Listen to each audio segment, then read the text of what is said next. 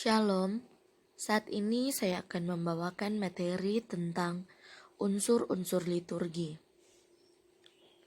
Di Indonesia, peribadatan merupakan hal yang wajib, apalagi untuk umat beragama. Dalam pembahasan sebelumnya, sudah banyak membahas tentang definisi, sejarah, dan prinsip-prinsip dari liturgi. Tentu saja, unsur menjadi salah satu bagian penting dalam liturgi atau tata cara ibadah umat Kristen. Yang pertama, votum. Seperti sebuah deklarasi untuk menandai ibadah telah dimulai. Berdasarkan kebiasaan Calvinis dalam peribadatan, mewajibkan pemakaian Mazmur 124 ayat 8 sebagai votum.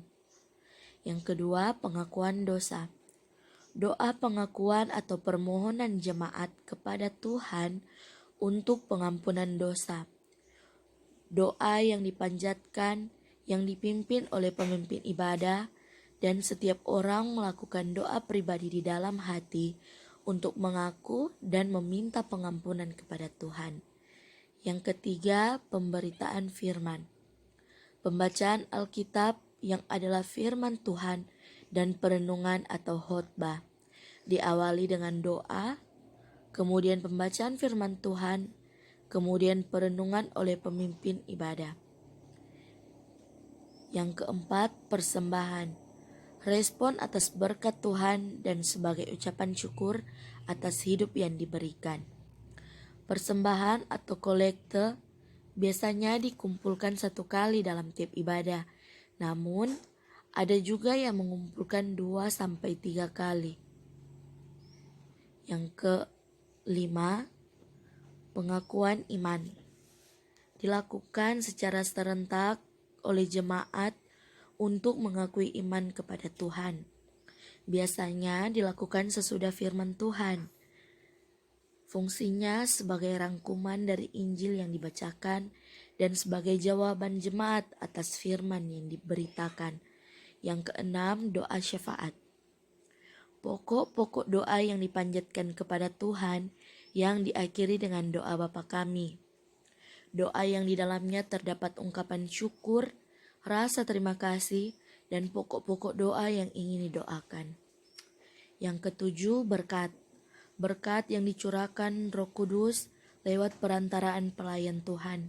Di dalam ibadah, unsur berkat sudah ditemukan pada Perjanjian Lama. Pendapat Oberman, berkat adalah pemberian Tuhan yang dikaruniakan kepada jemaat oleh pelayan Tuhan yang bertindak sebagai imam. Berkat diucapkan oleh pelayan Tuhan dengan telapak tangan yang diangkat dan condong ke depan.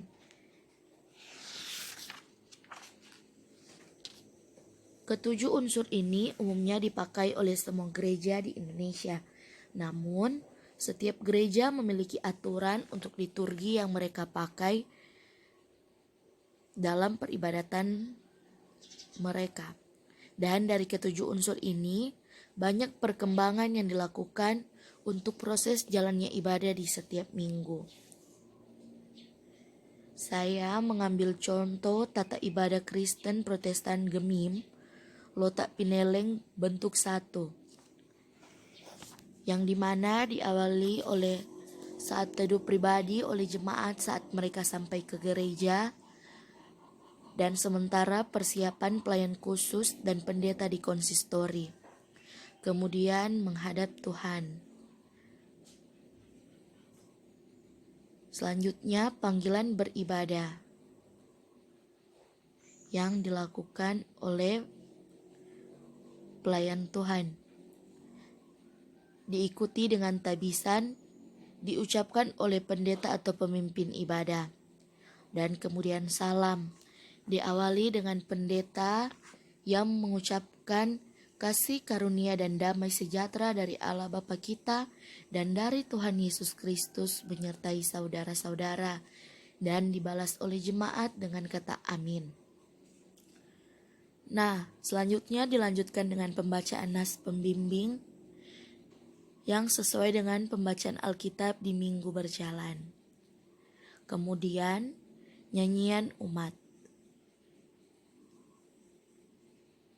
Selanjutnya diikuti dengan pengakuan dosa dan kembali nyanyian umat atau puji-pujian.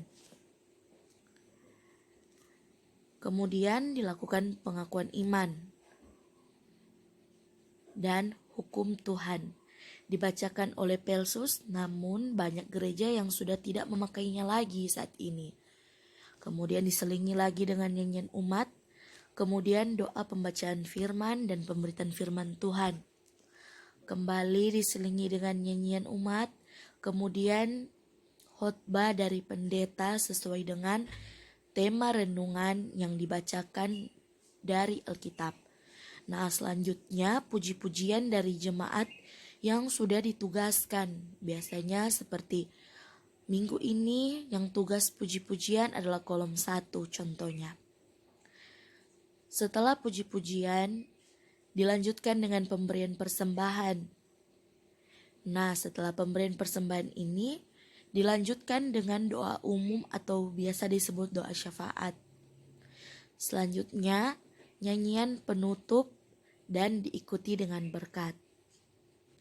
Contoh yang saya ambil adalah ibadah dalam Kristen Protestan, diawali dengan saat teduh terlebih dahulu dan persiapan pelayan Tuhan di konsistori, serta dalam setiap tahap ibadahnya diselingi dengan puji-pujian.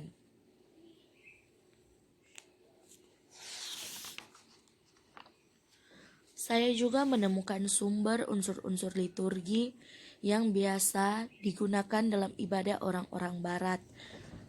Tahap 1, votum, salam, dan introitus. Kemudian dilanjutkan dengan pengakuan dosa, pemberitaan anugerah dan hukum. Yang ketiga, glori kecil, Kyrie eleison, dan nyanyian pujian.